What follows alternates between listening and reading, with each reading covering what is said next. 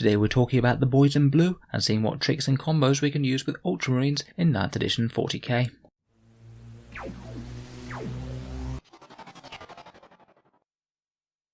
Hello and welcome back to Auspex Tactics, the strategy focused 40k channel where we're all about getting the most out of our miniatures on the tabletop. Today we're going to be looking at Games Workshop's favoured children, the Ultramarines, talking over how they've changed from 8th to 9th edition and focusing on some of the options from their codex that I think are the strongest. Without further ado, let's jump straight into it.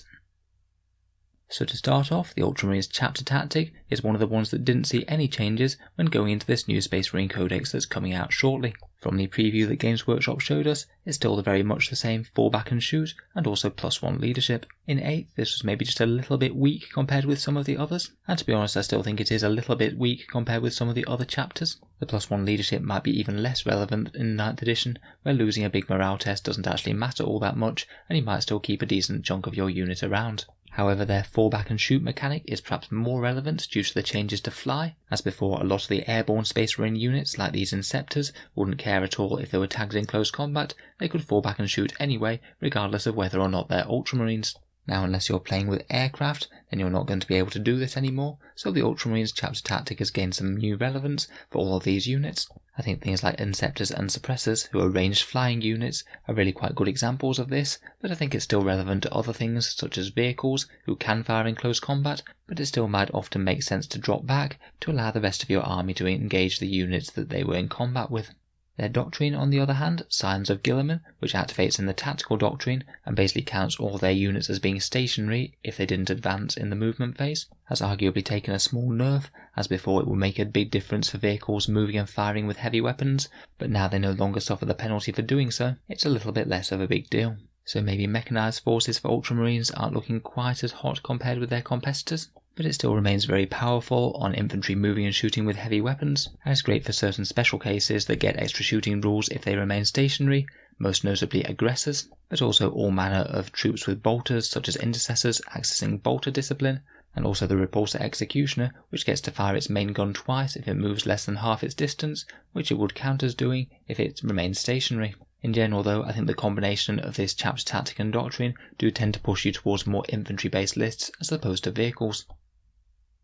In general, I'd say probably the two most standout units within the Ultramarines army are the standard squad of Intercessors and also Aggressors. At 20 points per model in 8th edition, Intercessors are seen on tables very frequently. They really have a good balance between damage dealing and durability to be able to secure objectives. They also work well with the various Ultramarine buff characters, and they have a few stratagems such as being able to reroll all hits with their bolt rifles, presuming they're not of course already within an aura of some other character that lets them do that, and just being able to march up the board, blazing away at 30 inches with 2 shots with those bolt rifles at AP-2 is going to put some damage on basically anything in the game.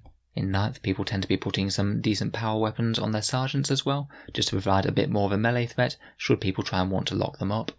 If you want a bit more of a damage dealing slant though, then Aggressors are of course excellent in Ultramarines. As I'm sure most people will be aware, they're able to fire their many shots twice if they didn't move in the movement phase, and Scions of Guilliman count them as not having moved.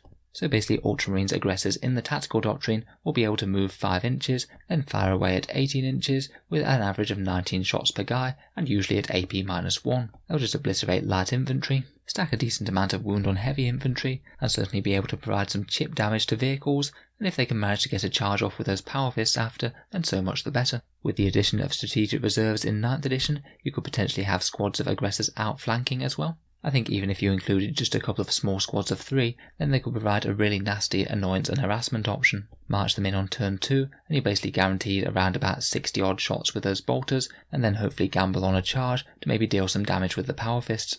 Could be very good for blowing away some screening units on the outskirts of the enemy army, and also make sure that those bolt storm gauntlets are in range. Other solid Ultramarine options that I'm a big fan of are Inceptors, who are looking far more viable now that their points came down. And of course in Ultramarines retain their ability to fall back and shoot. I do feel that in Ultramarines they might be slightly overshadowed by Aggressors though. Incursors are a reasonable shout in Ultramarines. Again, falling back and shooting can be pretty handy for them, and they're decently tough units that can bully midfield objectives right from turn 1. We already mentioned the Repulsor Executioner, which will just have a bit more mobility in an Ultramarines army in tactical doctrine. And finally the much feared squad of Grav Devastators. Again, these guys can profit from moving and firing for no penalty on movement when they're in tactical. though it might slightly incentivise you to wait for turn 2. I would say in general, maybe a traditional slight weakness of Ultramarines is that they need to find a solution for dealing with enemy armour. They're pretty excellent at spamming millions of bolts towards the enemy, but maybe lack unique codex options that really incentivise you to take dedicated anti-tank. Fortunately, Space Marine lists just have some generic strong anti-tank options, whether it's Relic Contemptor Dreadnoughts or Eradicators these days. They can both fill the gap very nicely because they're so undercosted. If we turn our attention to their unique special characters, Ultramarines can profit from having multiple stacking overlapping character auras, and I think that they do this tactic better than quite a lot of chapters of Space Marines.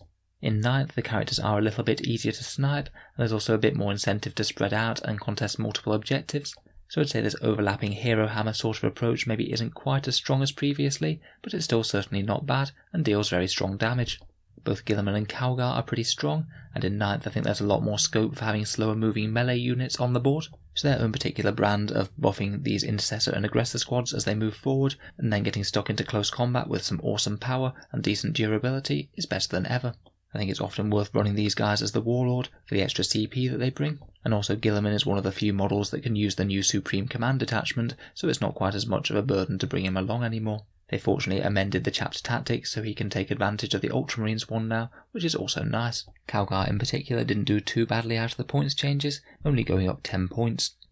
Tigurius is another solid option if you are wanting to bring some Psychic to the table. He casts more reliably than basically any other Space Marine Psyker, and I really like his automatic ability to make one unit -1 to hit per turn, just to stack a little bit of defensive power on the single unit that you think is most likely to take enemy fire next turn.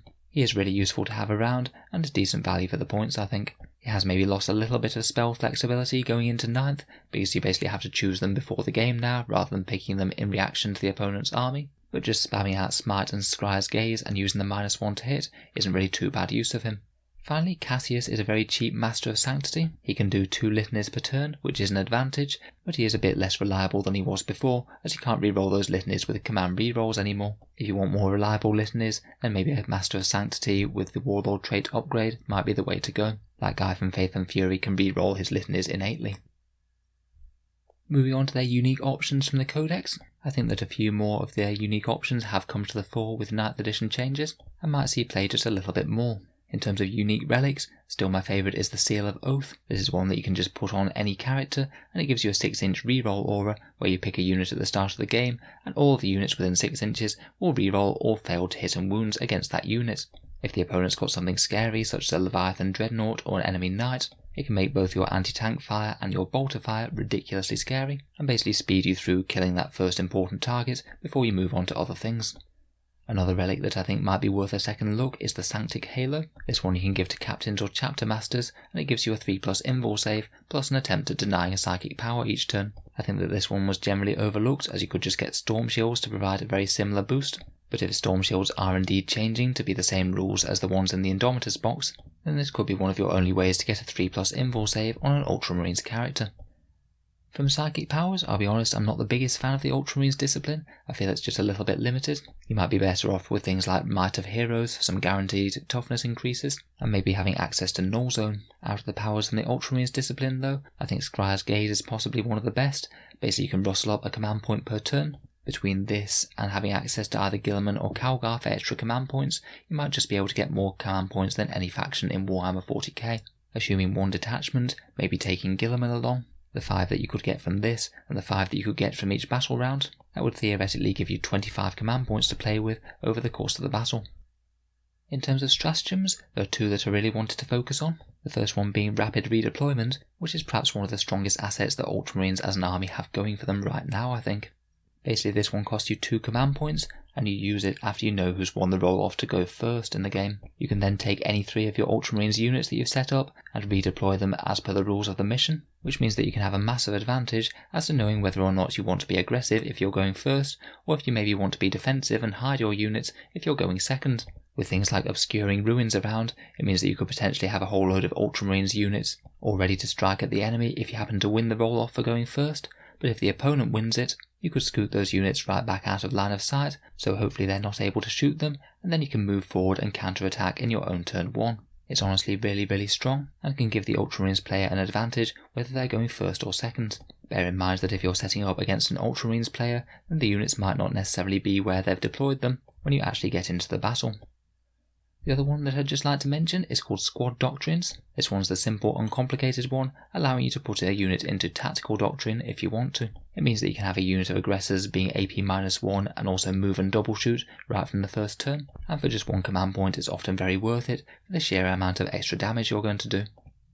Finally, if we come on to Warlord traits, I think some of the more powerful ones are the ones that are Guilliman and Calgar's own unique Warlord traits.